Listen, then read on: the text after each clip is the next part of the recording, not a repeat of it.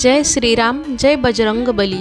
हनुमान जन्मोत्सव हा केवळ एक सण नाही, तो आहे शक्ती, भक्ती, नम्रता आणि अखंड सेवाभावाचा उत्सव। या दिवशी पवनपुत्र हनुमान यांचा जन्म झाला। ते केवळ बलवान नव्हते, तर ते परमभक्त, बुद्धिमान आणि पूर्णतः समर्पित सेवक होते। हनुमान म्हणजे फक्त एक देवता नाही, हनुमान म्हणजे जीवन कसं जगावं याचा आदर्श। हनुमानांकडे अपार शक्ती होती। समुद्र ओलांडला, लंकेत प्रवेश केला, लंका जाळली, संजीवनी आणली, पण इतकं सामर्थ्य असूनही त्यांना कधीही अहंकार झाला नाही। ते नेहमी म्हणाले, हे सर्व प्रभू भगवान श्रीरामांच्या कृपेने आहे। हीच खरी महानता। आज माणूस थोडं यश मिळालं तरी अहंकारी होतो, पण भगवान हनुमान आपल्याला काय शिकवतात, तर शक्ती असली तरी नम्रता ही हवीच। हनुमानांचं संपूर्ण जीवन एका गोष्टीसाठी होतं, रामभक्ती आणि रामसेवा।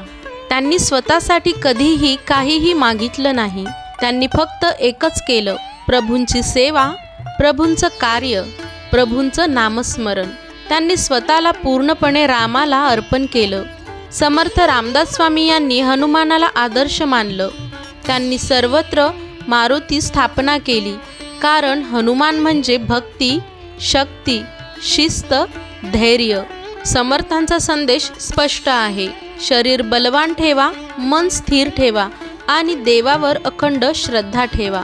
आजच्या काळात शरीर अशक्त आहे, मन अस्थिर आहे, विचार कमकुवत आहेत, म्हणूनच जीवनात ताण, भीती आणि असंतोष वाढला आहे। हनुमान जन्मोत्सव आपल्याला सांगते की शरीर मजबूत करा, मनावर नियंत्रण ठेवा, भक्ती वाढवा आणि सेवा करा। हनुमान मंदिरात आहे, पण खरा हनुमान कुठे आहे? आपल्या मनात। जर मनात आहे म्हणजेच भक्ती आहे, नम्रता आहे, सेवा आहे, धैर्य आहे, तर तिथेच हनुमान वास करतो।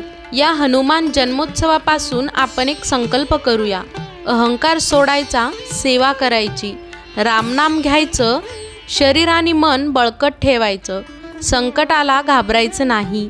अंतिम संदेश म्हणजे शक्ती जागवणं, भक्ती वाढवणं, मन शुद्ध करणं आणि जीवनाला धैर्य देणं। हनुमान फक्त पूजेसाठी नाही, तो आहे आचरणासाठी। हनुमान म्हणजे भक्तीतील शक्ती आणि शक्तीतील नम्रता। जय हनुमान, जय श्रीराम, जय जय रघुवीर समर्थ। धन्यवाद।